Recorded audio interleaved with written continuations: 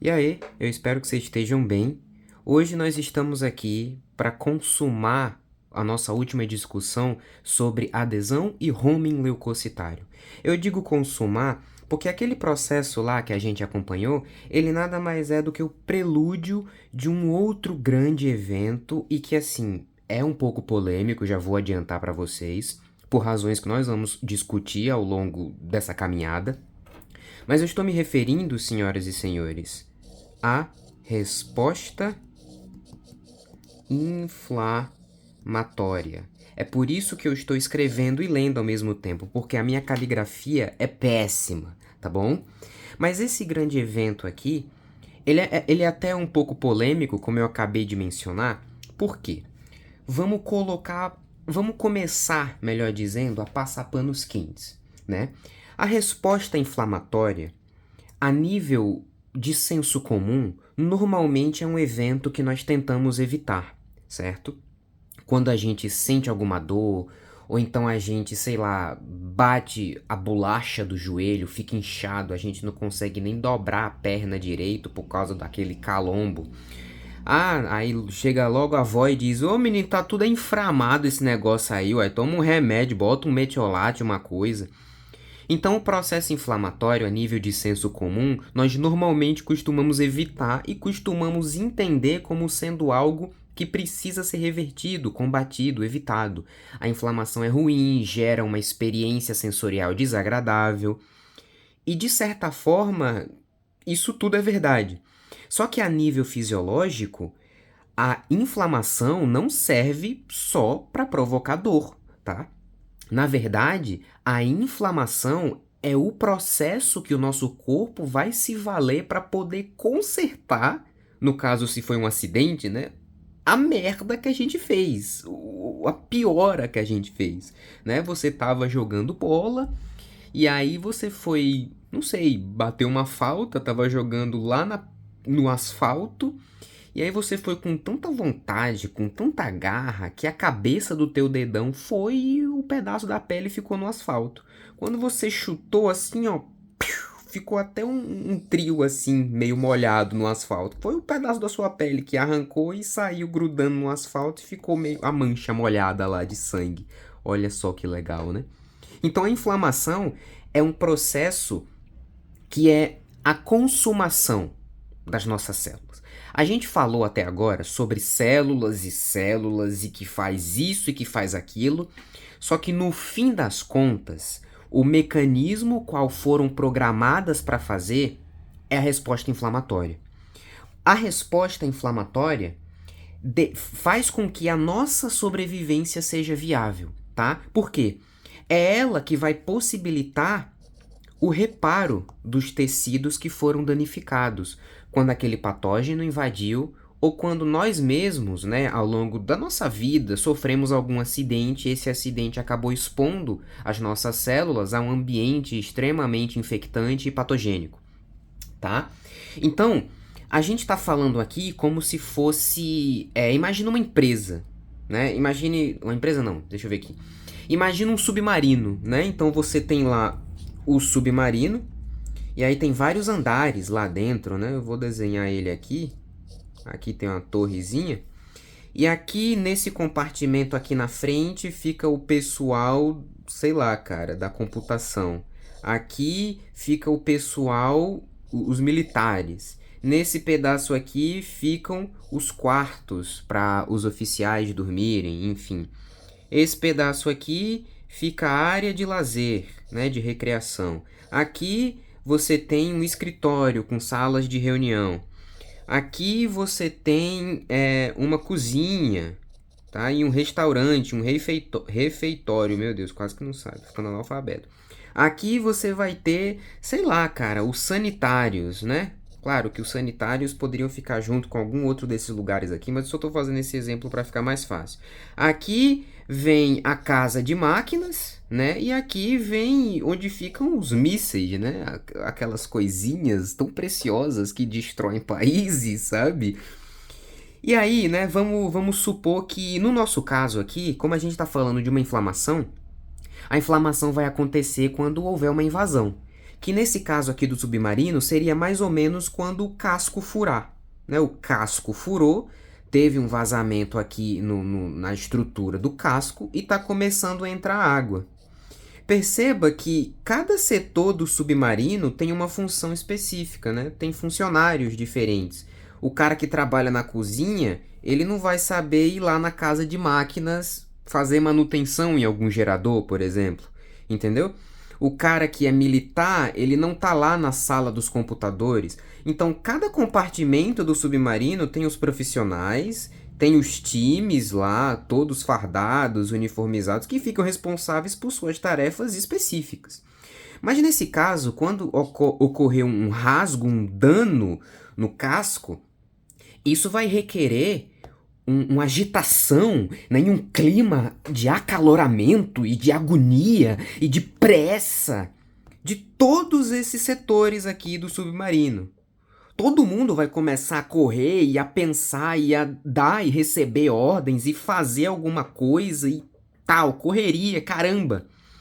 É mais ou menos nesse molde aqui que acontece durante a inflamação. São inúmeras células, algumas inatas, outras adaptativas, algumas proteínas que servem para opsonizar patógenos, outras que fazem complexos de ataque à membrana, como o sistema complemento e os anticorpos, não respectivamente, porque eu troquei a ordem. Mas no fim das contas, ainda que cada célula, umas sejam mais específicas, outras mais inespecíficas, no fim das contas, quando o patógeno invade, todo mundo aqui vai conversar para dar o respaldo, para dar, sabe, a réplica dessa invasão, que é a resposta inflamatória. E tudo isso é muito bonito. Por quê? Porque é até meio poético também. Todas são tão diferentes, né? Essas células, elas atuam em tecidos diferentes, em temperaturas diferentes, em mecanismos de identificação diferentes, mas todas se unem em prol de proteger o corpo, de manter a integridade das nossas células, do nosso metabolismo diante de um ataque, né? Exatamente da forma que nós humanos deveríamos ser, ao invés de, no primeiro desenvolvimento, o primeiro desentendimento já começar a pegar paus e pedra para querer se matar. Mas tudo bem, aqui é fisiologia, não é sociologia. Dito isso, eu falei também que a inflamação é um pouco polêmica, né? Não por causa disso que eu mencionei agora, mas porque eu queria conduzir primeiro vocês num raciocínio que vai fazê-los entender o porquê que a inflamação pode ser um mecanismo um pouco polêmico, tá? Bom, quando nós estamos falando de resposta inflamatória, tudo gira em torno de dar uma resposta, de dar um respaldo a um agente microbiológico, que nós normalmente chamamos de patógenos. Os patógenos podem ser células, né? Eu digo isso, podem, porque nesse grupo aqui tem os vírus, que até hoje a gente não sabe bem se eles são ou não vivos. Os vírus, eles são católicos, porque eles são Pio, né? Do Pio X. Você deve estar se perguntando por que eu falei do católico. É simplesmente porque Pio é uma abreviação para parasita intracelular obrigatório. Eu só queria fazer essa piada, acho que... Ok, ficou muito feio, vamos continuar. Apesar da gente não saber direito se eles são vivos ou não, o que importa saber é que a inflamação é um respaldo a patógenos. Os patógenos, na maioria das vezes, exceto aos vírus, são células, tá? Células com membrana plasmática, tá? Citoplasma e núcleo, ou não, como é o caso das bactérias, por exemplo. Mas o que é o foco aqui? Os patógenos são células, assim como as células do nosso corpo são células. Então, os leucócitos possuem vários mecanismos para combater os patógenos, que nada mais são do que células. Mas, ao mesmo tempo que os leucócitos têm apetrechos e técnicas para combater e neutralizar os patógenos, que também são células, logo, né, pelo método filosófico dedutivo, nós conseguimos deduzir também que indiretamente, se os leucócitos conseguem, com seus arcabouços quimiotáticos, neutralizar patógenos que são células, e no nosso corpo também tem células, indiretamente quer dizer que os leucócitos também podem neutralizar nossas próprias células? Sim, eles podem, tá? Esse é o ponto. mesmo que a gente esteja discutindo aqui como a inflamação ajuda a remover as infecções e outros estímulos nocivos, né? Como se uma célula cancerosa surgir, o sistema imune vai lá e mata ela. Mesmo assim, que essa resposta aconteça, esse processo todo também pode causar dano para aquilo que não é uma ameaça.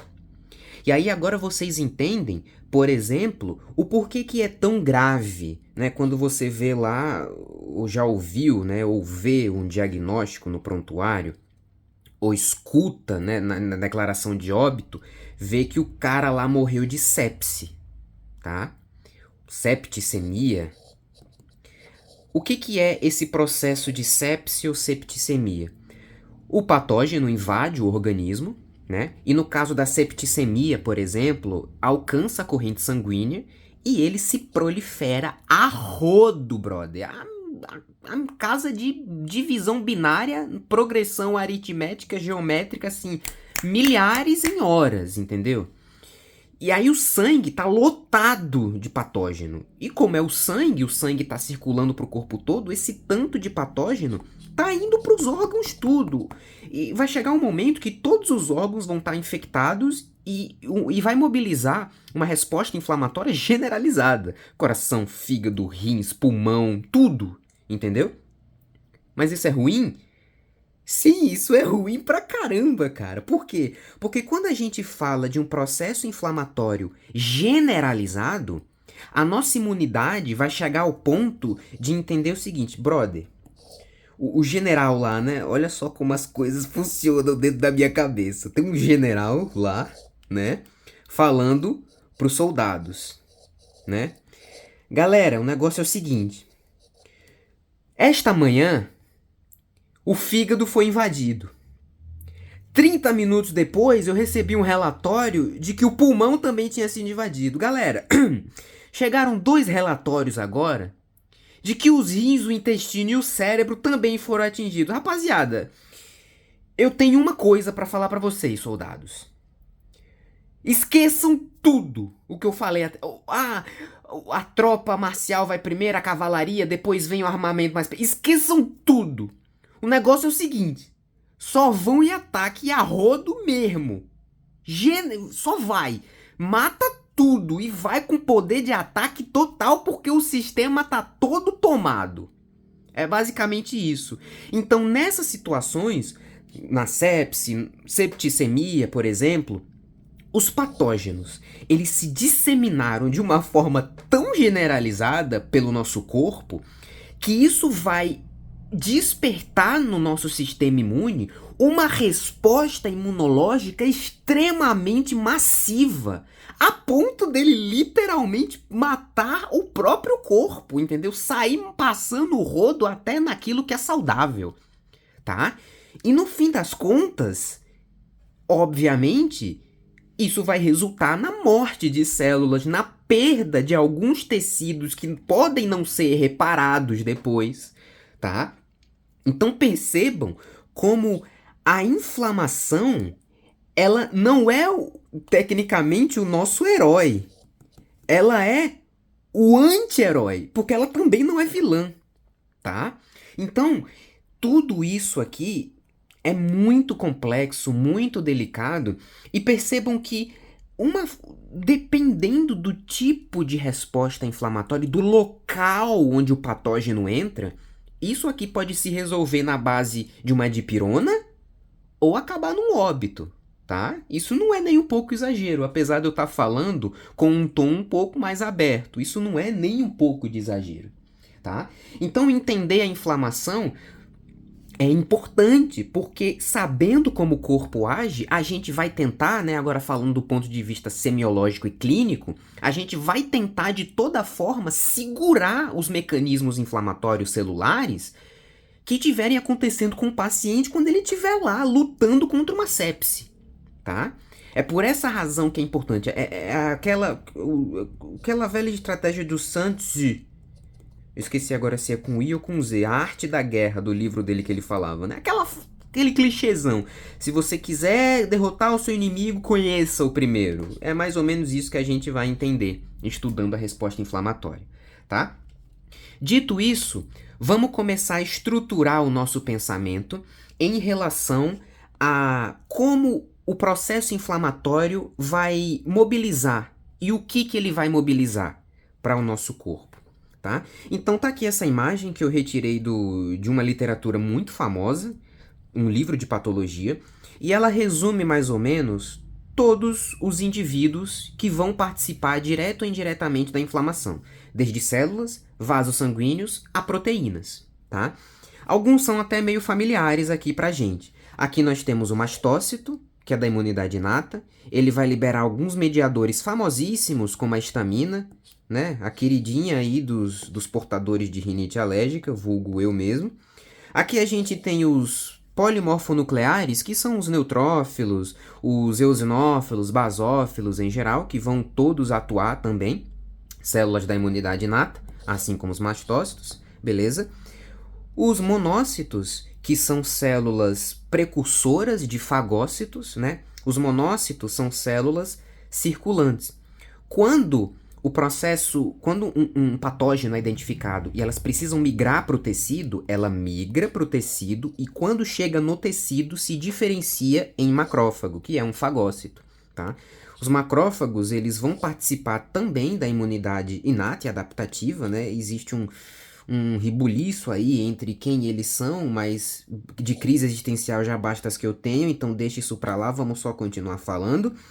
As plaquetas, né? As plaquetas, por incrível que pareça, elas também vão participar da resposta inflamatória porque elas vão possibilitar, por exemplo, se foi o corte com a faca, elas vão possibilitar o isolamento daquele vaso, o estancamento, o tamponamento daquele furo no casco do submarino para evitar que o sangue extravase, mas também, obviamente, para evitar que mais alguma coisa nociva entre, tá? Os fibroblastos são células pouco faladas, mas também participam da resposta inflamatória. Os fibroblastos são células que atuam na secreção ficou meio feio, né? Na produção da matriz extracelular. Eles produzem, tomara que nenhum especialista me xingue aí, tá? Mas assim, a analogia da minha cabeça é entender que os fibroblastos funcionam como se eles fossem o reboco, tá? Ou seja, eles pavimentam, eles tipo produzem os negócios que vão preencher o buraco da lesão, ou seja, a matriz mesmo, as proteínas da matriz, o colágeno, tá? Então eles atuam mais no processo de reparo, já na parte final, no terço final da inflamação, mas ainda assim eles participam, tá? E aqui, ó, células e proteínas da matriz extracelular, que vão estar diretamente, né? Na verdade eles estão todos juntos aqui, né? Os fibroblastos, as células e as proteínas nesse processo de reparo, tá? As proteínas plasmáticas, certo? Essas proteínas plasmáticas produzidas pelo fígado, produzidas pelos anticorpos, né? Essas proteínas plasmáticas envolvem os próprios anticorpos também. O sistema complemento, que é um complexo de várias proteínas, a C5Q, a C3, o negócio doido, moleque. Basicamente, o sistema complemento, né, como nós já havíamos conversado nos primeiros vídeos sobre imunologia, funcionam como várias proteínas que vão provocar furos na membrana plasmática e vão provocar complexos de ataque à membrana, tá? Mais ou menos isso. E aí, acho que eu falei de tudo, fora os linfócitos também, né? Lembra que eu falei do exemplo do submarino? Quando o furo no casco aparece, todos os funcionários, independente que sejam de patentes diferentes, se mobilizam para tentar estancar aquele furo. Então aqui a gente também tem galera do alto escalão, né? Imunidade adaptativa aqui, ó, marcando presença no processo inflamatório, também para ajudar essa galera toda aqui e possibilitar que tudo isso aconteça de uma forma harmônica, né?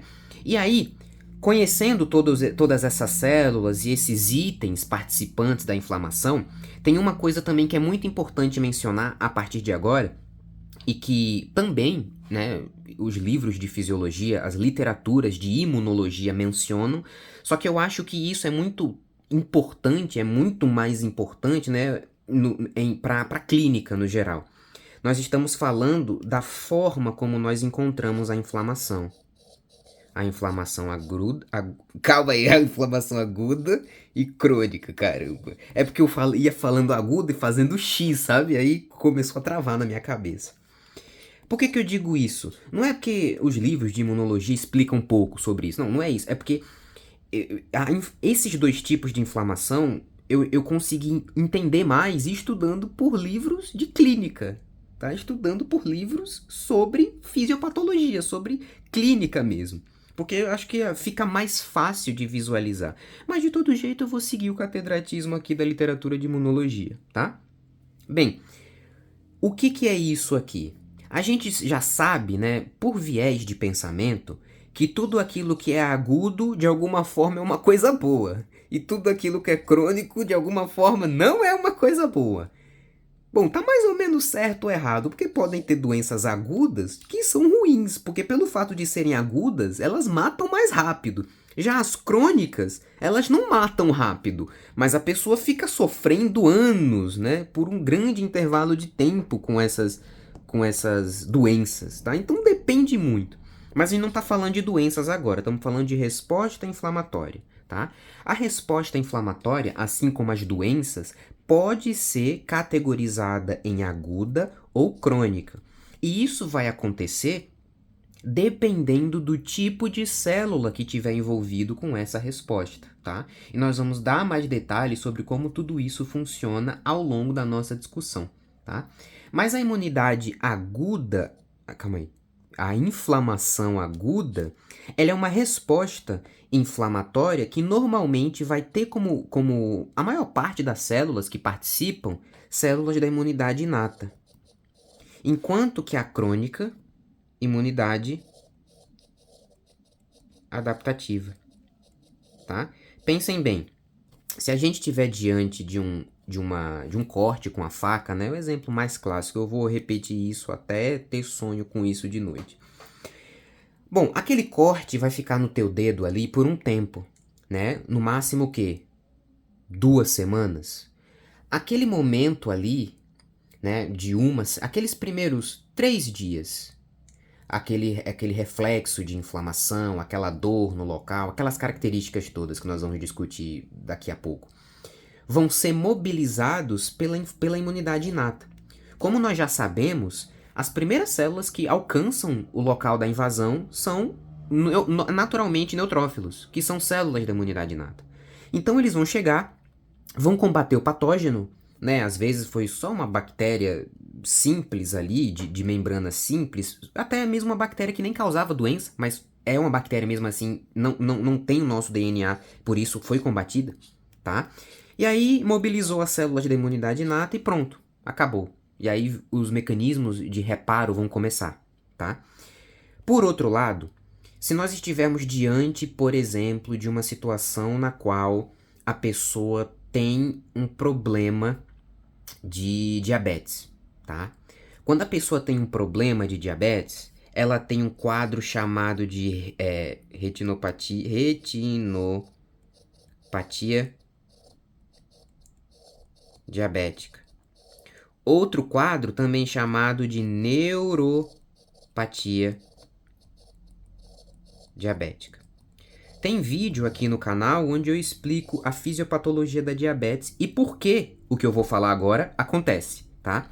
Mas enfim, nesse caso aqui da neuropatia diabética, o que acontece é que a diabetes provoca danos aos neurônios.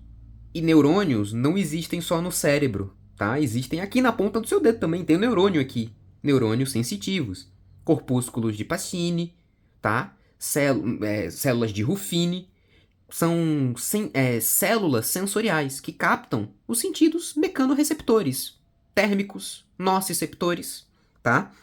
E uma vez que a diabetes provoca lesão nesses neurônios que participam da sensibilidade, isso quer dizer que a pessoa diabética, que tem o diabetes não controlado, eu esqueci de mencionar isso para você não ficar com medo, né? Achando que só porque tem diabetes vai ter isso, mas a pessoa que tem diabetes não controlado, a toxicidade dessa glicose danifica os neurônios, as células sensoriais.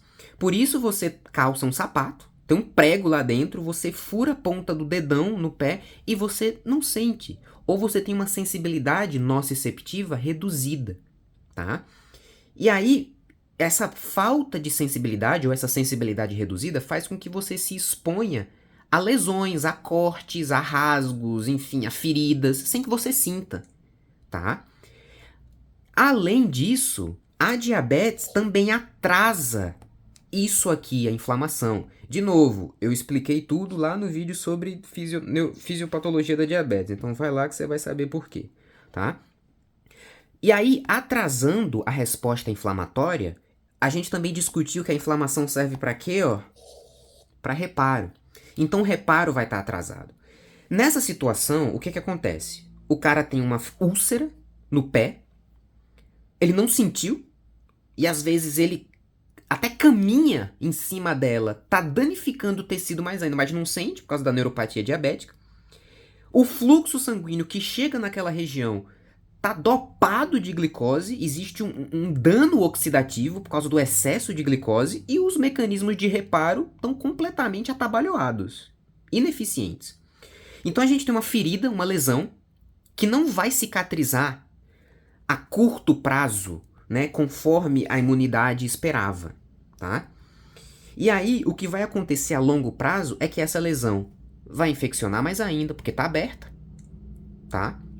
Já tá infeccionada, porque nessa situação o cara tem diabetes. Então já tem um estresse vascular ali, tem muita glicose, as células estão num estresse muito grande. Então aquela lesão aberta vai chamar mais patógenos. Nesse meio pode vir um punk, sabe? Você sabe o que punk quer dizer, eu imagino. E aí, nesse momento, quando a imunidade inata perceber que não tá dando conta, se você pudesse olhar num gráfico, né? Tá aqui o gráfico. Nos primeiros dias, aqui tem imunidade inata. Só que depois ela cai. E aí, a adaptativa, que estava abaixo, começa a subir depois, tá? Então, a resposta inflamatória crônica, existe um predomínio de células adaptativas. O que que isso quer dizer na prática? Significa que aquela lesão é séria, tem um potencial de piora e de não recuperação muito alto. Por quê?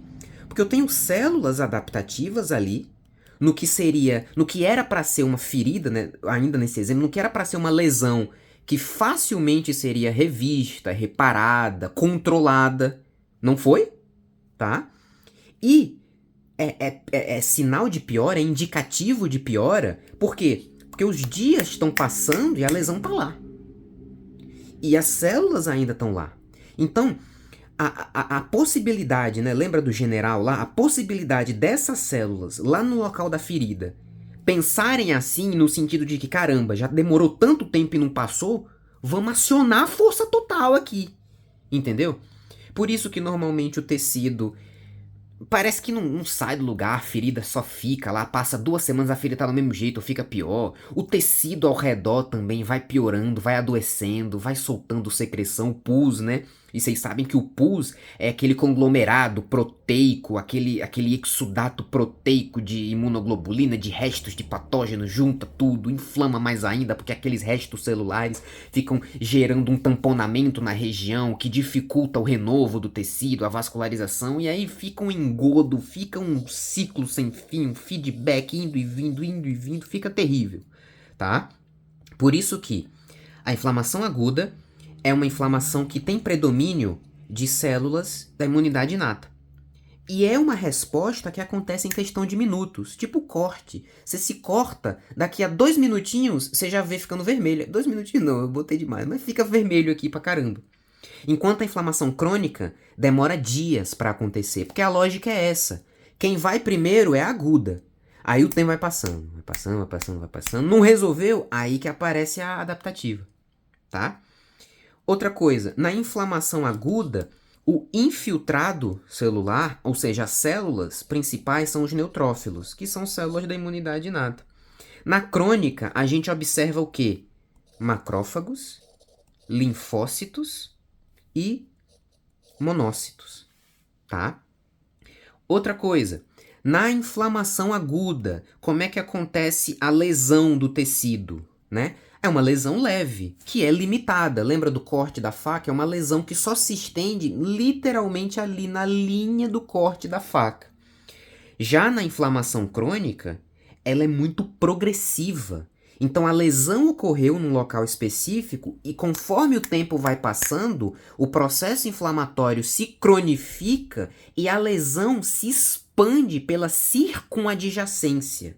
Né? Então aqui tem um vinco, um corte, e a lesão se propaga para o tecido adjacente. O tecido adjacente vai começando a sofrer isquemia, a sofrer morte, necrose, e vai, ó, centrifugamente se disseminando. Centrifugamente se disseminando, tá? Coisa que não acontece na inflamação aguda. E aí, os sinais da inflamação aguda, né, são sinais locais, particularmente sinais locais bem proeminentes, enquanto da crônica, eles são um pouco menos proeminentes e podem ser até mesmo um pouco mais sutis. E aí tem um ponto que eu queria falar também agora que eu ainda não falei, para explicar o porquê que eles podem ser mais sutis, né? Essa famosa imagem aqui, ela mostra as principais características do processo inflamatório.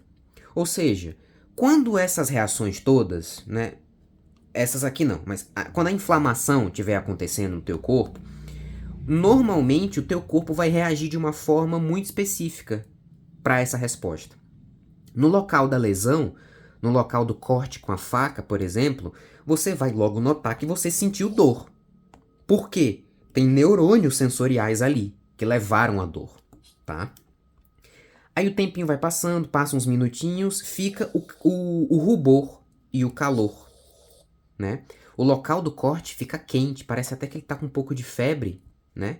E aí, além dele ficar quente, ele fica vermelho, muito avermelhado. Por que que isso acontece? Por causa da vasodilatação.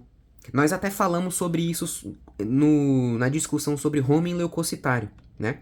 As citocinas, os processos quimiotáticos, incluindo também os mediadores como a histamina, quando liberados dos grânulos citoplasmáticos, atuam nos vasos provocando dilatação, para que essa dilatação faça com que os poros, as fenestrações endoteliais, fiquem mais abertas, olha só, os espaços entre as células endoteliais fiquem maiores, o que possibilite a diapedese, o homing leucocitário. Por isso que ocorre tanto calor quanto rubor. O rubor acontece porque os milhares de vasos passando aqui, ó, onde houve o corte, vasodilataram, e aí ficou vermelho porque tem mais sangue chegando naquela região. E mais quente porque o sangue ficou mais concentrado ali. Então a temperatura tem essa sensação de calor mesmo, tá? E aí a gente tem o inchaço, por causa de mecanismos que nós vamos continuar conversando, né? Quando os poros ficam mais abertos, ocorre uma migração em massa para o tecido de células e de proteínas, e isso puxa líquido por um gradiente osmótico, tá? E isso faz com que haja esse edema, esse inchaço. E a dor, que nós já explicamos o porquê, e a perda da função. É aquela sensação de que você não pode usar o seu dedo, né? Porque quando você vai tentar usar, dói e tá inchado. O movimento fica mais delimitado mesmo. Você sente que não consegue executar todas as funções essenciais como antes. Obviamente, né? É uma tentativa do teu organismo de isolar aquela área para incentivar, para estimular você a não usar, como se fosse tipo um gesso, né? Você coloca um gesso para imobilizar um membro, para deixar ele ali quieto, quiescente, para que ele consiga se recuperar, para que ele consiga voltar à homeostase, é tipo ficar em repouso, né? É a mesma coisa, o mesmo mecanismo, tá? Então, é isso. Dito isso, eu consigo explicar o porquê que a crônica, a inflamação crônica, tem um sinal local e sistêmico um pouco menos proeminente. Porque pensa só, um dos sinais da inflamação é a dor. E a dor é uma das coisas assim mais complexas que a gente estuda na semiologia. Por quê? Porque a dor é uma experiência subjetiva. A gente não consegue uma escala que consiga aferir com extrema precisão como todas as pessoas da Terra interpretam a sensação da dor. É uma coisa muito subjetiva, tá?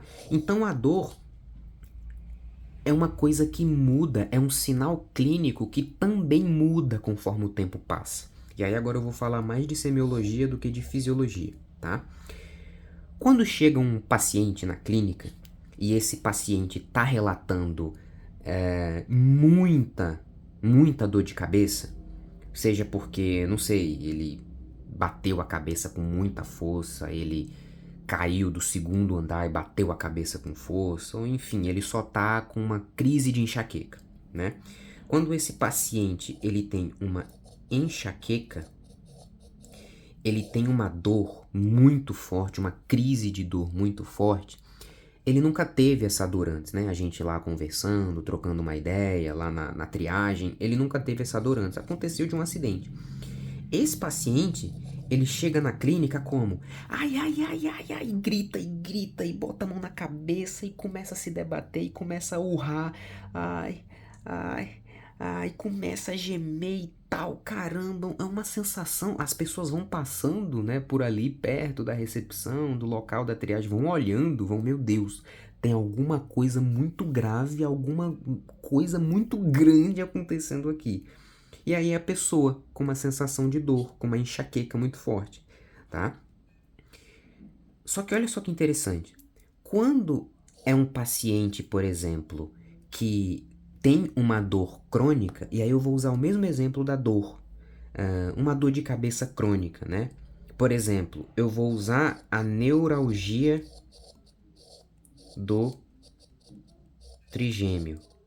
Não é necessariamente uma enxaqueca, mas acontece ali na região do crânio, né? Então vai ficar mais ou menos parecido no nível que eu quero colocar aqui. Olha que interessante, quando o paciente ele tem uma dor, ele sofre de uma dor crônica, ou seja, a neuralgia do trigêmeo é uma condição que provoca uma dor que, infelizmente, a gente só vai tratando ali no paliativo, porque não existe uma cura bem específica, bem bateu, valeu, sabe? É muito no paliativo. Então a gente só vai reduzir a dor, mas ele vai continuar sentindo ela, tá?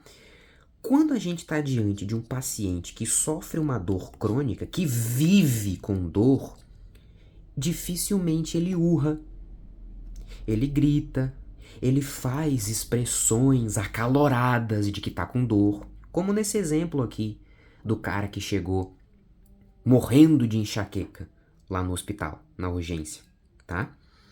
Aqui não. É muito interessante estudar como a resposta neurovisceral da dor afeta a cognição, as emoções do paciente. Por quê? Quando ele vive com dor, qual que é o princípio mais fundamental que rege a neurofisiologia? É a adaptação. Na verdade, que rege toda a evolução, né? Que é a adaptação. Quando você começa a ficar num ambiente, quando você entra nele, cheiro bom de comida, numa cozinha industrial. Só que quando você trabalha lá nessa cozinha todos os dias, você para de sentir o cheiro da comida. Só quem é novo que está visitando, que entra, que percebe. O teu cérebro, o teu encéfalo, para de disparar um sinal ante esse estímulo. Ele se adapta a esse estímulo, tá? Da mesma forma acontece com o mecanismo da dor. Então o paciente que tem dor crônica, ele é o oposto do que tem dor aguda. E aí vem o ponto que eu falei sobre cada um ser cada um, né? Porque isso daqui pode ser o oposto. E o outro oposto depende muito da pessoa. Mas enfim, o cara, ele vai ser quieto. Ele não conversa com ninguém no leito. Ele não come. Tem sintomas depressivos. Ele tem uma resposta emocional de desmotivação, falta de vontade de viver. Ele é calado, ele é quieto, ele não conversa, tá? Ele tem uma expressão abatida o tempo todo, ele é mais pálido, tá? Porque a resposta da dor modula também toda essa neurovisceralidade dos vasos sanguíneos também, tá? Então, por isso que a longo prazo, os processos patológicos crônicos, eles podem ser mais sutis. Porque o organismo, querendo ou não, se acostuma até com aquilo que é ruim. Já ouviu aquele ditado, né? Pelo menos aqui a gente fala muito. O ser humano se acostuma com tudo, até com o que é ruim a gente se acostuma. Já ouviu? Pois é mais ou menos como se fosse isso. O organismo acaba se adaptando mesmo. Então, um processo crônico, ele é mais silencioso. Já ouviu falar também sobre as doenças do coração, né? Pressão alta. Todo mundo diz que pressão alta é uma doença silenciosa. Por que a gente diz isso? Porque não é uma patologia que você sente uma dor ali, fica doendo o lugar. Não, cara, você não sente nada, cara. E às vezes você não sente nada, tá lá na fila do banco e a tua pressão tá 180 por 100 milímetros de mercúrio. Você tá a ponto a infartar ali, tá ligado? Já tem um AVC. E você não tá sentindo nada. Beleza? Então, entender esses mecanismos aqui são muito importantes porque auxiliam a nossa postura, a nossa decisão clínica na prática, tá? E norteia, assim, o básico para todo e qualquer profissional da saúde, beleza? Agora nós vamos falar sobre como a inflamação conversa com as células e com os vasos sanguíneos, tá? Lembram que eu falei sobre esses sinais aqui da inflamação? E que eu falei que o calor e que o rubor vão acontecer porque o vaso ele dilata? Pois é, isso sugere que a inflamação ela vai conseguir modular a homeostase dos vasos sanguíneos, o lúmen, o calibre dos vasos sanguíneos, tá? É por isso que quando nós estamos falando de inflamação, nós vamos falar que ela atua em duas vertentes. Ela atua provocando respostas vasculares e respostas celulares, tá? São as duas principais vertentes. Quando nós falamos de respostas vasculares, quem vai modular tudo isso, pessoal, são quimiocinas, tá? São citocinas pró-inflamatórias, são substâncias quimiotáticas que se disseminam, se espalham e se comunicam com as outras estruturas celulares e vasculares ao longo do local, na circunadjacência do tecido que foi danificado. Beleza? A nível de alteração vascular, o que vai acontecer? Eu já até tinha adiantado. A gente vai ter um aumento, um aumento do lúmen vascular, vai ter uma vasodilatação, tá? E a gente vai ter o aumento da permeabilidade. Ou seja, o vaso sanguíneo vai ficar mais permeável. Ele vai facilitar a troca, né? Lembra que permeabilidade é isso? Ele vai ficar mais suscetível a ser permeável. Ele vai possibilitar mais facilmente a troca de líquido dissoluto para dentro e para fora dele, tá? E aí, a gente sabe de tudo isso, e isso tudo vai acontecer graças a sinais, né, que vão ser principalmente, vão incidir principalmente sobre as células endoteliais, que estão ali, né, fazendo a manutenção dos vasos, e mandam sinais ou obedecem sinais e comunicam eles aqui para o músculo liso, tá? Nós temos aqui as citocinas que podem provocar vasodilatação, o óxido nítrico, né, que também provoca vasodilatação, dura cerca de uns 60 segundos assim, eu acho, se eu não estou enganado, não tenho certeza agora. Mas é pouco tempo de meia vida que o óxido nítrico dura, ele tem efeito vasodilatador, tá? E esses efeitos vão acabar provocando o aumento do lúmen, né? Ou seja, a vasodilatação e, consequentemente, o aumento da permeabilidade vascular, tá? Para isso, eu trouxe essa imagem aqui, para mostrar como vai funcionar, o que significa na prática esse aumento da permeabilidade vascular. Aqui, como vocês podem ver, na imagem A, nós temos um vaso sanguíneo que não está sob um processo inflamatório, é um vaso sanguíneo que está íntegro, né? O que nós temos aqui? O sangue, mas o que essa imagem dá ênfase, principalmente, são as proteínas plasmáticas, né?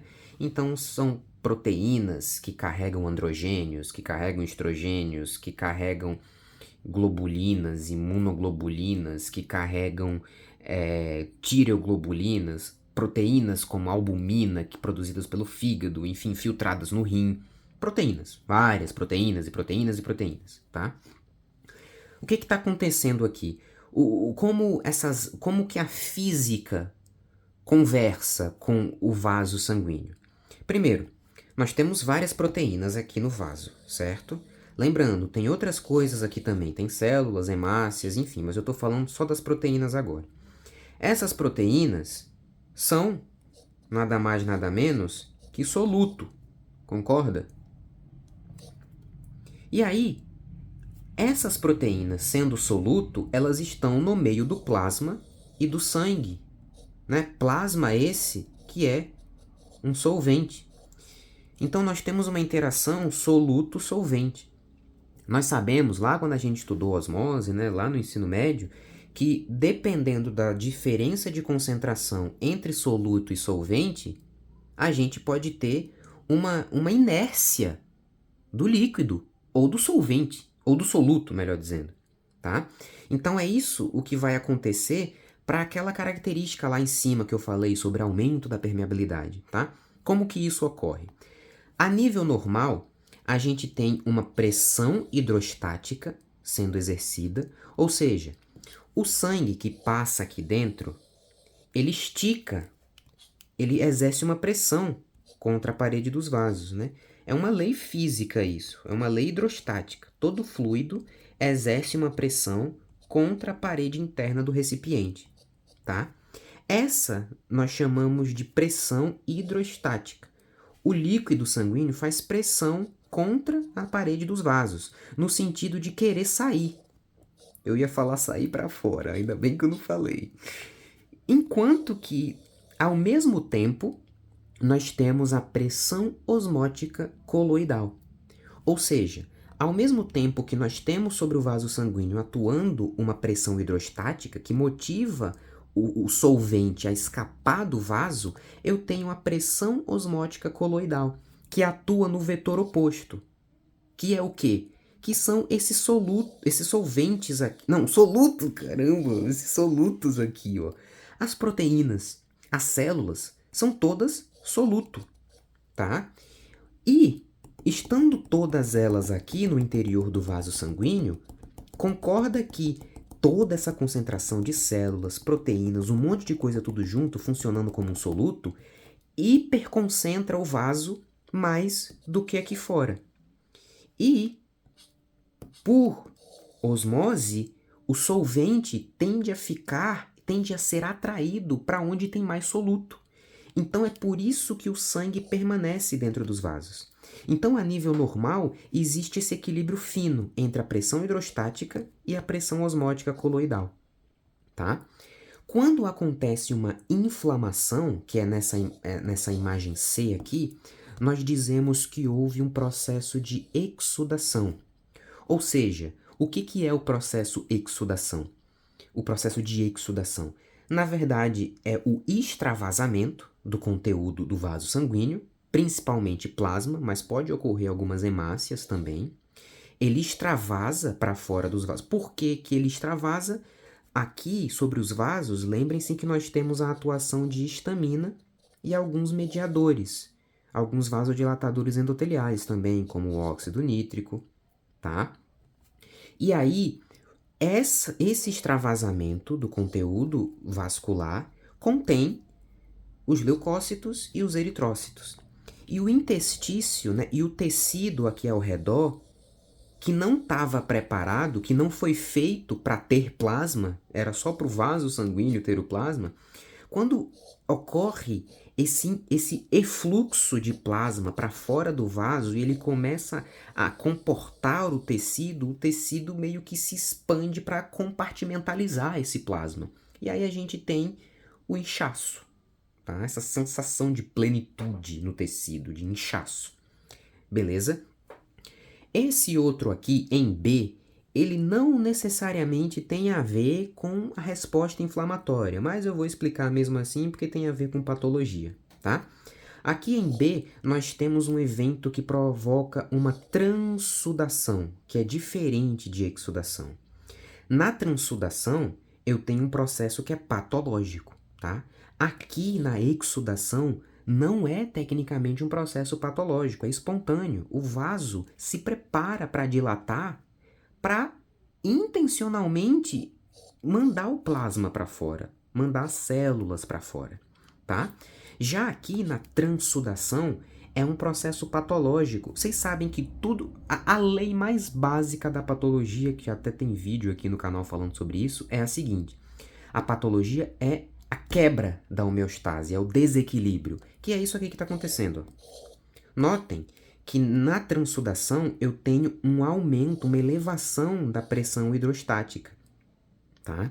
E aí, a pressão coloidosmótica, a pressão osmótica coloidal, ela fica muito diminuída. Pensem, por exemplo, que esse vaso aqui tem uma trombose, né? Então fez um coágulo aqui, numa veia, e ele está obstruindo o fluxo. Esse sangue aqui vai ficar parado no vaso, vai ficar em estase venosa.